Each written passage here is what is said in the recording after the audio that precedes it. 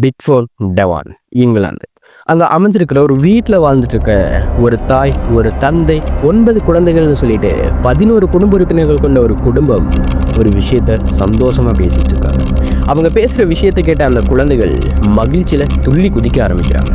அந்த குழந்தைகளின் தாயான 60 வயது ஃபியோனா மெக்கோன் அந்த குழந்தைகள் கிட்ட, நம்ம இந்தியாவுக்கு சுற்றுலா பயணம் செல்ல போறோம், அதுவும் 6 மாதம் செல்ல போறோம்னு 2007 வருஷத்தோட டிசம்பர் மாதத்தோட ஆரம்ப கட்டத்துல இந்த விஷயங்களை அவங்க கிட்ட சொல்லிட்டு இருக்காங்க.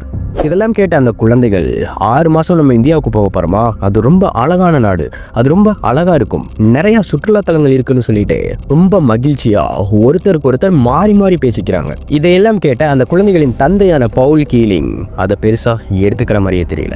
காரணம் என்னன்னா, அவர் ஆரம்பத்துல இருந்தே அந்த குடும்பத்தை பெருசா கண்டுக்க மாட்டாரு. அவர் உண்டு, அவரோட வேலை உண்டுன்னு தனியா சுத்திட்டு இருப்பாரே தவிர அவருக்கு அவங்க மேல பாசம் அப்படிங்கிறது சொல்லிக்கிற அளவுக்கு இல்லை. அதனால அந்த ஃபியோனா மெக்கோன் தான் அவங்களோட 9 குழந்தைகளையும் தனிப்பட்ட முறையில் கவனிச்சுக்கிட்டு இருந்திருக்காங்க. 2007 வருடத்தோட டிசம்பர் மாதத்தோட இறுதி வாரங்களில் அவங்க இந்தியாவுக்கு கிளம்புறதுக்காக தயாராகிக்கிட்டு இருக்காங்க. அவ்வளவு சந்தோஷமாக கிளம்பிட்டு இருந்தால் அந்த குடும்பத்தினர்களுக்கு அப்போ தெரியாத விஷயம், அவங்களோட அந்த பயணம் ரொம்ப சந்தோஷமாக இருக்க போகிறதில்ல அப்படின்னும், அவங்களுக்கு மறக்க முடியாத ஒரு சுற்றுலா பயணமாக அதை மாறப்போகுது அப்படிங்கிறது. அதற்கெல்லாம் காரணம் என்னென்னா, அவங்களுடைய 9 குழந்தைகளில் 8வது குழந்தையாக பிறந்த ஸ்கார்லெட் கீலிங் அப்படிங்கிற 15 வயது சிறுமிக்கு நடக்கவிருந்த கொடூரம் தான். அவங்களுக்கு நடந்த அந்த கொடூரம் இங்கிலாந்து முழுக்க ரொம்ப பிரபலமாக பேசப்பட்டு இருந்துச்சு. இந்தியாவிலையுமே ரொம்ப பிரபலமாக பேசப்பட்ட சுற்றுலா பயணிகள் மீதான பாதுகாப்பையும் கேள்விக்குறியாக்கிய ஒரு மிகப்பெரிய வழக்கை பற்றி தான் நம்ம இந்த காணொலியில் பார்க்க போகிறோம். யார் அந்த ஸ்கார்லெட் கீலிங், அவங்களுக்கு உண்மையிலேயே என்னதான் நடந்திருக்கும், இதை பற்றி தான் இந்த காணொலி இருக்க போது பயங்கர இன்ட்ரெஸ்டிங்காக இருக்கும். வீடியோக்குள்ள போயிடலாம். பிப்ரவரி 18, 2008 கோவா அர்ஜுனா கடற்கரை. அதிகாலை பொழுதுல ஒரு மீனவர் தன்னோட வலையை எடுத்துக்கிட்டு அந்த கடலோட ஓரத்தில் நின்று ஏதாவது மீன்கள் கிடைக்குமா அப்படிங்கிறதுக்காக மீன் பிடிக்க போயிட்டு இருக்காரு. அவர் கரையோரத்தில் பிடிக்கிற மீன்களை பக்கத்தில் உள்ள ஹோட்டல்கள்லையும் ரெஸ்டாரண்ட்டுகளையும் அதை கொடுத்து அதை பணம் வாங்கி அவரோட வாழ்க்கையை ஓட்டிட்டு இருக்காரு. அவர் அந்த வலையை எடுத்துக்கிட்டு இன்னைக்கு மீன் கிடைக்குமா கிடைக்காதா அப்படிங்கிற கேள்வியோட அந்த கடற்கரையை நோக்கி நடந்து போயிட்டு இருக்காரு. அவர் அந்த கடற்கரையை நெருங்க அந்த கடலோட அலைகளில் ஏதோ ஒரு விஷயம் கரை ஒதுங்கி இருக்க மாதிரி அவருக்கு தெரியுது. ஏதோ சரியில்லைன்னு நினைச்ச அவர் கொஞ்சம் வேகமா நடக்க ஆரம்பிக்கிறாரு. அவர் பார்த்த அந்த விஷயத்த சற்று நெருங்கின உடனேயே ஏதோ ஒரு பெரிய மீன் தான் செத்து கரை ஒதுங்கி இருக்கு போல அப்படின்னு நினைச்சிட்டு அவர் வேகமா ஓடி போய் பார்க்குறாரு. பார்த்த அவருக்கு ஒரு மிகப்பெரிய அதிர்ச்சியான விஷயம் காத்திருந்தது. இன்றைக்கு நமக்கு மீன் கிடைக்குமா கிடைக்காதா அப்படிங்கிற கேள்வியோட போன அவருக்கு அங்க கரை ஒதுங்கி கிடப்பது ஒரு பெண்ணின் உடல்னு தெரிஞ்ச உடனேயே அவரோட கேள்விகள் மறந்து இந்த பெண் யாரா இருப்பா அப்படிங்கிற விஷயங்கள் அவரோட மனசுக்குள்ள எழ ஆரம்பிக்குது. சற்றும் தாமதிக்காம பக்கத்துல இருந்த காவல் நிலையத்துக்கு இந்த தகவலை தெரிவிக்கவும் காவல்துறையினர் அங்க வராங்க. வந்த காவல்துறையினர் அந்த பெண்ணின் உடலை கைப்பற்றி பேம்புலின்ல அமைஞ்சிருக்க கோவா மெடிக்கல் காலேஜுக்கு அந்த உடலை பிரேத பரிசோதனைக்காக அனுப்பி வைக்கிறாங்க. அந்த பெண்ணின் உடலை பார்த்தப்ப காவல்துறையினருக்கு தெரிஞ்ச விஷயம் என்னன்னா, அந்த பெண்ணின் உடல் அரை நிர்வாணமான முறையில் கரை ஒதுங்கி இருக்கு. அவங்க கடல்ல மூழ்கி இருந்த மாதிரி தெரியுது. அந்த பெண்ணின் உடலை மீட்ட பிறகு காவல்துறையினர் அந்த பெண்ணின் உடல் பக்கத்துல ஒரு விஷயத்தை பார்க்குறாங்க. ஆனா இந்த மாதிரியான விஷயங்கள் கரை ஒதுங்கிறதெல்லாம் சாதாரணமாக நடக்கிறது தானேன்னு சொல்லிட்டு அதை கண்டுக்காம அடுத்தடுத்த வேலைகளை பார்க்க ஆரம்பிக்கிறாங்க.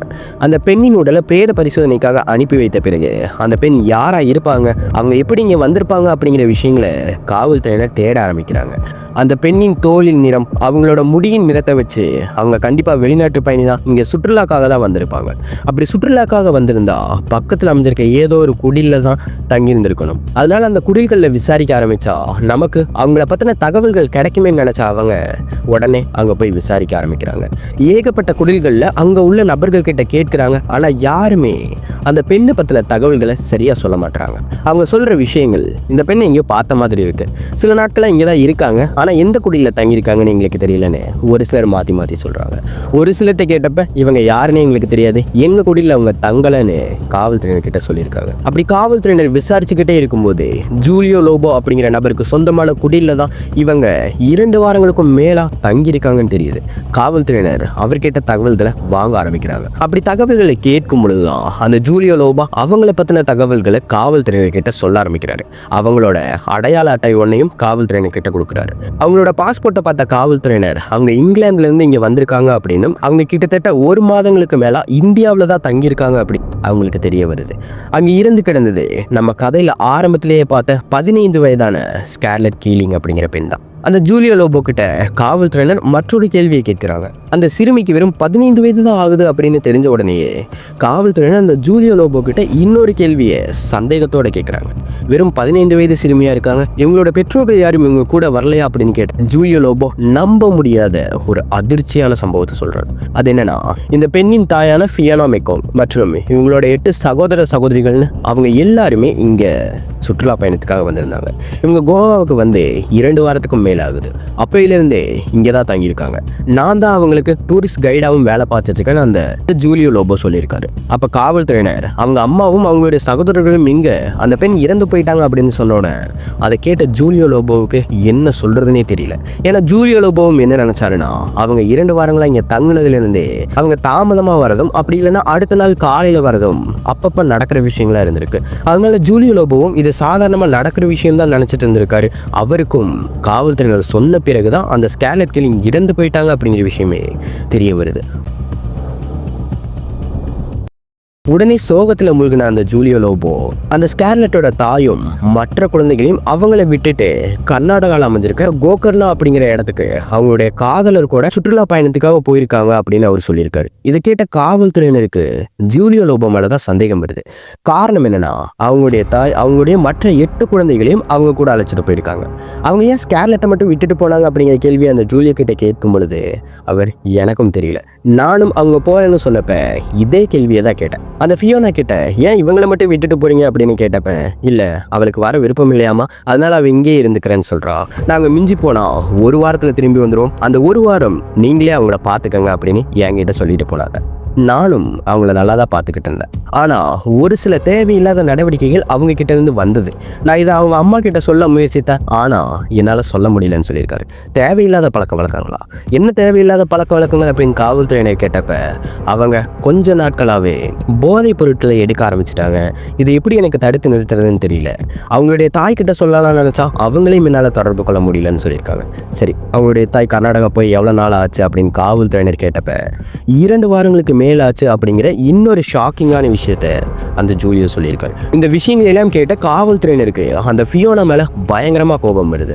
அந்த ஃபியோனாவோட தொலைபேசி நம்பரை வாங்கின அவங்களுக்கு அழைச்சி இந்த விஷயத்த சொல்றாங்க. இதை கேட்ட உடனே அந்த ஃபியோனா மாலை நேரத்திலேயே கோவா மெடிக்கல் காலேஜுக்கு வந்துடுறாங்க.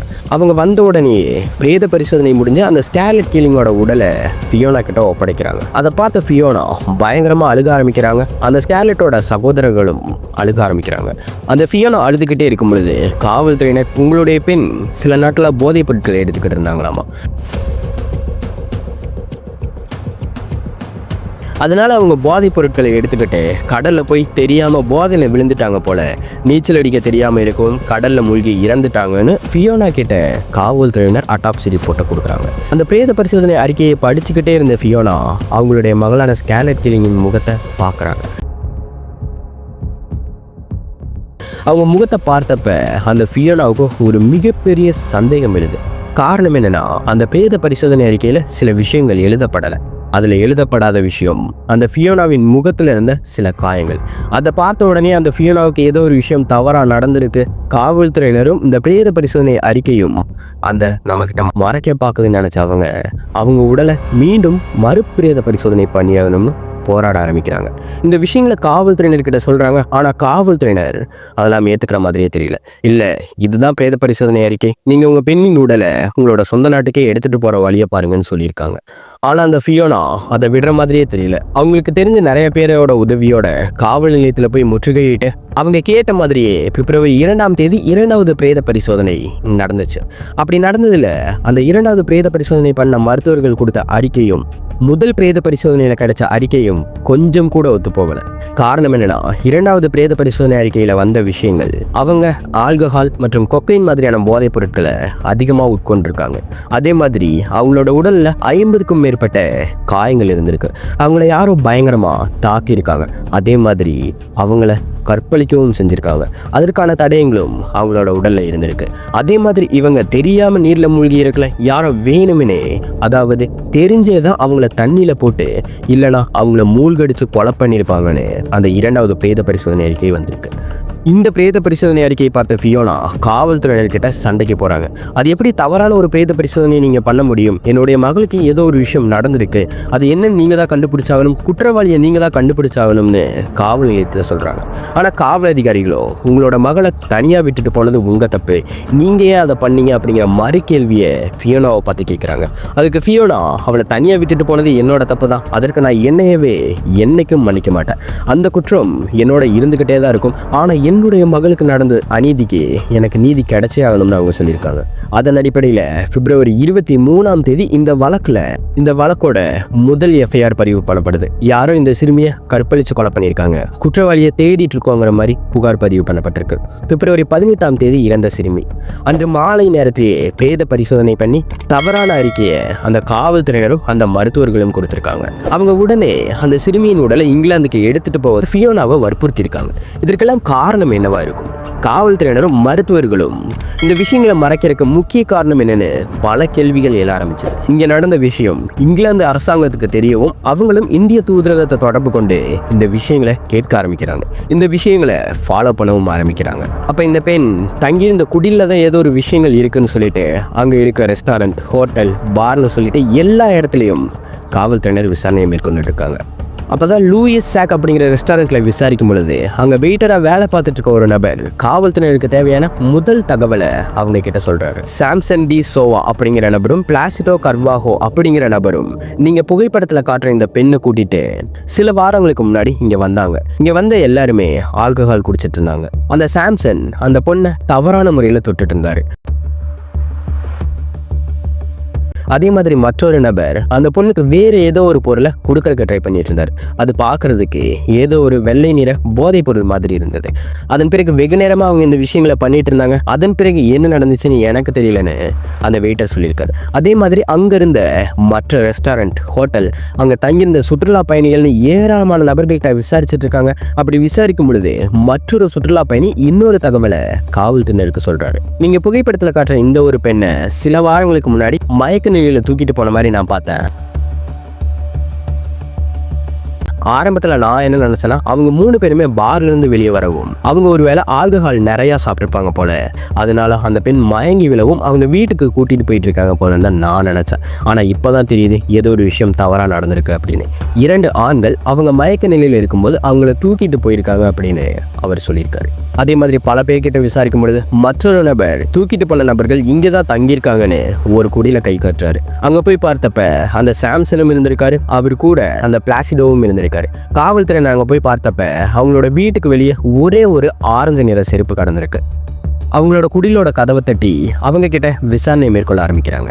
ஏன்னா அந்த நேரத்தில் யாராவது தவறாக சொல்லியிருக்கிறக்கும் வாய்ப்பு இருக்குன்னு நினைச்ச காவல்துறையினர் அவங்க கிட்ட தகவல்களை சொல்லி முடிஞ்ச அளவுக்கு விசாரணையை தான் மேற்கொள்றாங்க. அப்படி மேற்கொள்ளும் பொழுது ஒரு காவல் அதிகாரி அந்த ஒற்றை ஆரஞ்சு நிற செருப்பை பற்றின ஒரு கேள்வியை அவங்க கிட்ட கேட்கிறாரு. அப்படி கேட்கும் பொழுது அவர் சொல்ல ஆரம்பிக்கிறாரு. ஆனா பக்கத்துல இருந்து அந்த குடில வேலை செய்ய வந்த ஒரு நபர் இந்த செருப்பை பத்தி தாங்க அவர் சில வாரங்களுக்கு முன்னாடி பேசிட்டு இருந்தாரு, அவருக்கு ரொம்ப பிடிச்ச செருப்பாமா, ஒரு செருப்பு மட்டும்தான் இங்க இருக்கு, என்னோட இன்னொரு செருப்பை யாரோ திருடிட்டு போயிட்டாங்க, யாரோ எங்கேயோ கொண்டு போய் போட்டாங்க அப்படிங்கிற மாதிரி ரொம்ப நேரமா தேடிட்டு இருந்தாரு, அவரை சமாதானப்படுத்துறதுக்கு ரொம்ப நேரம் ஆயிடுச்சுன்னு அந்த ஒரு நபர் சொல்லியிருக்காரு. காவல்துறையினருக்கு அந்த சாம்சன் மேல சந்தேகம் அதிகமாக ஆரம்பிக்குது. காரணம் என்னன்னா இதற்கு முன்னாடி வர அவங்க சொன்னது எல்லாமே கண்ணால் பார்த்த சாட்சிகள் மட்டும்தானே தவிர அவங்க தான் அந்த பெண்ணை கடத்திட்டு போய் கற்பழிச்சிருப்பாங்க அப்படிங்கறக்கான எந்தவித தடயமும் காவல்துறையினருக்கு இல்லாம இருந்தது. ஆனா இப்ப ஒரு மிகப்பெரிய தடயம் கிடைச்சிருக்கு. நான் ஆரம்பத்துல காவல்துறையினர் ஒரு விஷயத்தை பார்த்தாங்கன்னு சொன்னேன் இல்லையா, அது வேற எந்த விஷயமும் கிடையாது, ஒரு ஆரஞ்சு நிற செருப்பு தான் அந்த பெண்ணின் உடல் பக்கத்திலையும் கரை ஒதுங்கி கிடந்திருக்கு. காவல்துறையினர் என்ன நினைச்சாங்கன்னா ஏதாவது குப்பை மாதிரியான விஷயம் தான் கரை ஒதுங்கி இருக்கும்னு நினைச்சிட்டு அதை விட்டுட்டாங்க. அதன் பிறகு அந்த ஆரஞ்சு நிற செருப்பை கைப்பற்றிட்டு வந்து அவங்க வீட்டில இருந்து அந்த ஆரஞ்சு நிற செருப்போட ஒப்பிடும் பொழுது அந்த நிறுவனமும் ஒத்து போயிருக்கு, அதோட அளவும் ஒத்து போனனால இவர் தான் குற்றவாளியா இருப்பாரோன்னு கைது பண்றாங்க. அந்த பெண் கற்பழிக்கப்பட்டிருக்காங்க அப்படிங்கிற காரணத்தினால அதை உறுதி பண்ணுறதுக்காக அந்த சாம்சனோட உடல்ல இருந்து மரபணு மாதிரியே காவல்துறையினர் எடுக்கிறாங்க. அந்த பெண்ணின் உடல்ல இருந்த மரபணு மாதிரியையும் இவர்கிட்ட இருந்து கைப்பற்றின மரபணு மாதிரியையும் ஃபாரன்சிக்கில் கொடுத்து செக் பண்ணும் பொழுது அந்த 2 மரபணு மாதிரிகளும் பயங்கரமாக ஒத்து போகுது. காவல்துறையினருக்கு அந்த சாம்சன் தான் குற்றவாளி அப்படிங்கிறத உறுதி பண்ணுறதுக்காக ஒரு முக்கியமான தடயம் கிடச்சிருக்கு.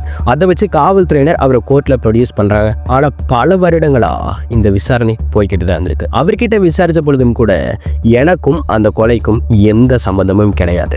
நான் அந்த பெண்ணுக்கு போதைப் பொருட்கள் கொடுத்துட்டு இருந்தேன். அவங்க என்கிட்ட போதைப் பொருட்கள் கேட்டுட்டு இருந்தாங்க, நான் கொடுத்துட்டு இருந்தேன். அவங்க கிட்ட பேசினப்ப பல மாதங்களாக நாங்கள் இந்தியாவில் தான் இருந்துட்டு இருக்கோம். நானும் என்னுடைய தாயும் மற்ற சகோதர சகோதரிகளும் தான் இங்கே சுற்றுலாவுக்காக வந்திருக்கோம். இன்னும் சில நாட்களில் வேறு இடத்துக்கு போயிடுவோன்னு சொன்னாங்க. ஆனால் 2 வாரங்களா அவங்க தனியாக தான் இருந்திருக்காங்க. அவங்களோட தாயை பற்றி கேட்டப்ப அவங்க வருவாங்கன்னு மட்டும்தான் சொன்னாங்க. நான் அவங்களுக்கு போதைப் பொருள் மட்டும்தான் கொடுத்துட்டு இருந்தேனே தவிர மற்ற விஷயங்கள் எதையும் நான் பண்ணலை.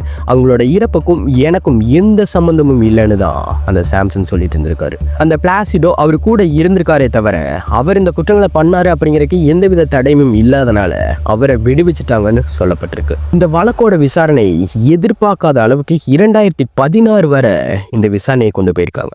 2008 வருஷத்துல நடந்த ஒரு குற்றத்துக்கு 2016 வருஷம் வரை இந்த வழக்கு போய் தந்திருக்கு.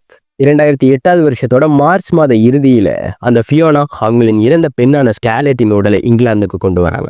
அங்கே கொண்டு போன பிறகு அவங்களோட உடலை மீண்டும் பிரேத பரிசோதனை பண்ணியிருக்காங்க. அப்படி பிரேத பரிசோதனை பண்ணதில் 2ஆவதாக பண்ண பிரேத பரிசோதனையோட அது ஒத்து போயிருக்கு. அதனால அந்த பிரேத பரிசோதனை அறிக்கை உண்மைன்னு உறுதி பண்ணி அவங்களுக்கான இறுதிச் சடங்குகள் பண்ணப்பட்டுச்சு. அந்த ஃபியோனா மற்றவங்க கிட்ட சொல்கிற விஷயம், நான் அவளை அன்னைக்கு தனியாக விட்டுட்டு போனதா தப்பு, இந்த ஒரு தவறுக்காக நான் என்னை மன்னிக்கவே மாட்டேன்னு எல்லாருக்கிட்டையும் சொல்லிட்டு இருந்திருக்காங்க. அது கூடவே என்னுடைய மகளுக்கான நீதி கிடைச்சே ஆகணும்னு சொல்லிட்டு அவங்க அடிக்கடி இந்தியாவுக்கு இந்த வழக்கல் நடத்துறதுக்காக வந்துட்டு இருந்திருக்காங்க.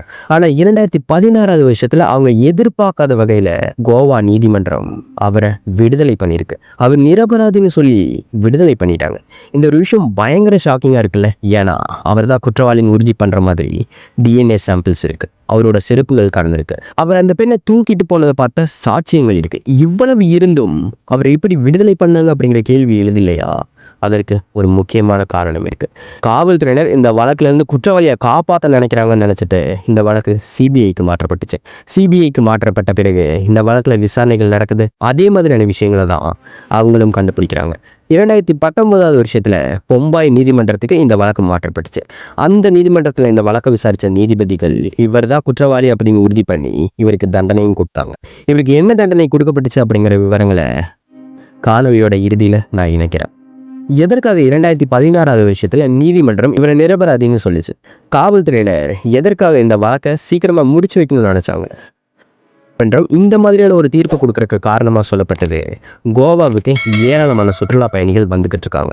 இப்படி ஒரு விஷயம் நடந்திருக்கு அப்படிங்கிறத உறுதி பண்ணிட்டா அந்த சுற்றுலா பயணிகளோட பாதுகாப்பு கேள்விக்குறியாயிரும் அப்படிங்கிற காரணத்தினால தான் இப்படி ஒரு தீர்ப்பு கொடுக்கப்பட்டுச்சுன்னு சொல்லப்பட்டிருக்கு. ஆனால் அது எந்த அளவுக்கு உண்மையான காரணம்னு தெரியல. ஆனால் காவல்துறையினர் அந்த வழக்கை சீக்கிரமாக முடிச்சு வைக்கிறதுக்கு முக்கியமான காரணமாக சொல்லப்பட்டது, அவங்களுக்கு ஏற்கனவே இந்த நபர்கள் அங்கே வர சுற்றுலா பயணிகளுக்கு போதைப் பொருட்களை வித்துட்டு இருக்காங்கன்னு நல்லாவே தெரிஞ்சிருக்கு.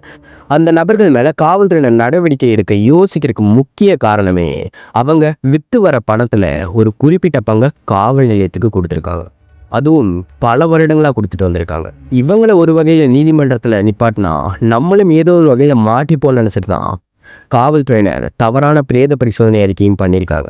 அந்த வழக்கை எப்படியாவது நம்ம சீக்கிரமா முடிச்சு வச்சாகணும், அவங்க எப்படியாவது இங்கிலாந்துக்கு அனுப்பியே ஆகணும்னு மட்டும்தான் காவல்துறையினர் நினைச்சாங்களே தவிர அந்த பெண்ணுக்கு நீதி வாங்கி கொடுக்கணும்னு அவங்க நினைச்ச மாதிரியே தெரியல. அதனாலதான் அந்த போதைப் பொருளை வித்து தவறு பண்ண நபருக்கு அவங்க சப்போர்ட் பண்ணியிருக்காங்க. இந்த வழக்கோட இறுதியா அந்த ஃபியோனா சொன்ன விஷயம், என்னுடைய மகளை நான் தனியாக விட்டுட்டு போனது என்னோட தப்பு, ஆனால் அவளுக்கு நீதி கிடைக்கும்னு பார்த்தா வெறும் 10 ஆண்டு சிறை தண்டனை கொடுத்துருக்காங்க. இதற்கெல்லாம் வெறும் 10 ஆண்டு சிறை தண்டனை தான் கொடுப்பாங்களா? நான் இன்னும் கடுமையான தண்டனை கொடுப்பாங்கன்னு நினச்சேன் அப்படின்னு ஆதங்கத்தோட இந்த தண்டனையை ஏற்றுக்கிட்டு அவங்க இங்கிலாந்துக்கு போயிருக்காங்க. இந்த காணொலி பற்றின உங்கள் கருத்துக்களை நீங்கள் கமெண்ட்டில் சொல்லிட்டு போங்க. இந்த வீடியோ உங்களுக்கு பிடிச்சிருக்கா, பிடிக்கலையா, நல்லா இருக்கா, நல்லா இல்லையா, இந்த மாதிரி கமெண்ட்டில் சொல்லிட்டு போங்க.